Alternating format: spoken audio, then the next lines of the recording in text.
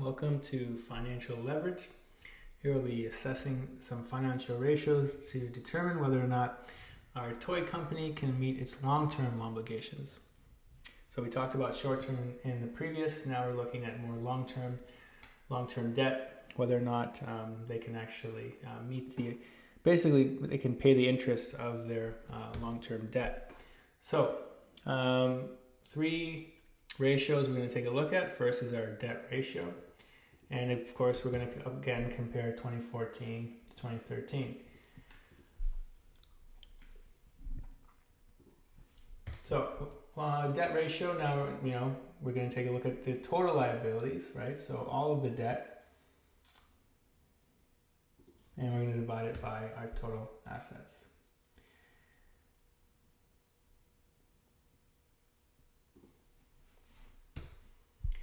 Okay. Now, when you think of debt ratio, you should sort of interpret it as this: is how much debt are we using to finance our assets? In other words, so in this case, it looks like 80 cents. We need about 80 cents of debt for every dollar that we can cover for our asset, or every dollar of our asset. And that seems kind of high, very high. Now, just because a company has a lot of debt isn't necessarily a bad thing, okay? But obviously, if you have too much debt, you might have issues with bankruptcy. You may not be able to pay off your obligations, okay? And let's, of course, always take a look at 2013. So yeah, it's still, and again, imagine 80 cents on every dollar is quite high, and it is actually increasing. So that's a little concerning. But let's take a look at some other ratios in just one moment. Let's put these in. So we know this company, in terms of its structure, has a high debt capital structure. Okay, it's using debt financing to operate or to finance its assets. But we want to know now, can they actually pay this debt? Okay, so this is where we're going to take a look at our next couple of ratios. So when we look at the times interest earned ratio, okay, and let's look at the equation here.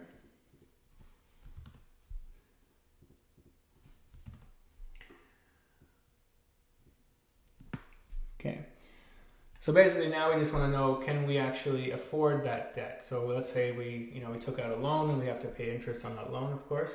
We want to know how many times over can our earnings before interest and earnings before interest and taxes, pay off that interest expense. Okay, so ideally, it should be anything over 5 or 6 is good. It's quite high, and that would make us confident that indeed they can actually pay that debt. Okay, so let's do the math. Now we're going to take a look at our income statement. So our earnings before interest and expense divided by our interest expense. Now, one thing you will keep in mind is your ratios should be positive, and I'm just going to make it into a positive number. Figure out the way that you want to do that. And obviously, interest expense is negative on the income statement, but when we're actually computing our ratios, we want to have our positive numbers. Okay, so keep that in mind. So interest expense is, it is increasing, which is, shows that, not interest expense, our times interest earned ratio is improving. So it does show that the company can meet the long-term obligations. It's quite high, which is a good indication. So let's punch that in.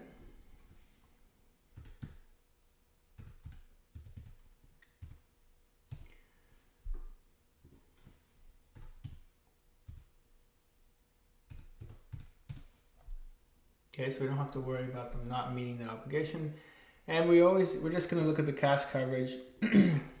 Again, sometimes we just want to see how much specific cash is on hand. Okay, so in this case, when we're talking about cash, well, we're just going to add back our depreciation to our earnings. Okay, because remember, depreciation is a non-cash item. Okay, so this sort of truly represents the amount of cash we actually have on hand to pay our interest expense. So expect it to be a little bit higher than our times interest earned.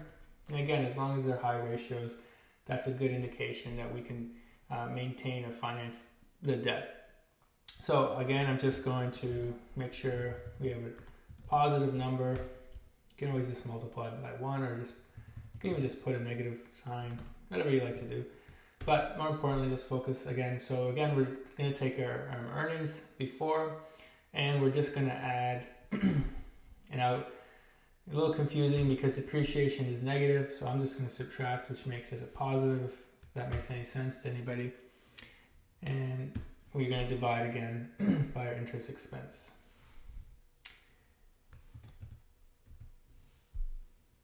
And they corrected my formula, and I still did it wrong, so I'm just going to add some brackets there.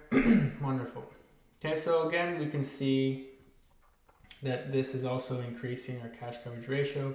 So we do have two high ratios that represent the interest that the company will be able to pay quite easily. Okay, so that's a good sign, regardless of the fact that there is high debt. So let's take a look at punching this in. And I'll leave you with the final question. Okay, but just again, consider interpreting the ratios and you'll do just fine. Thanks for watching, and happy financing.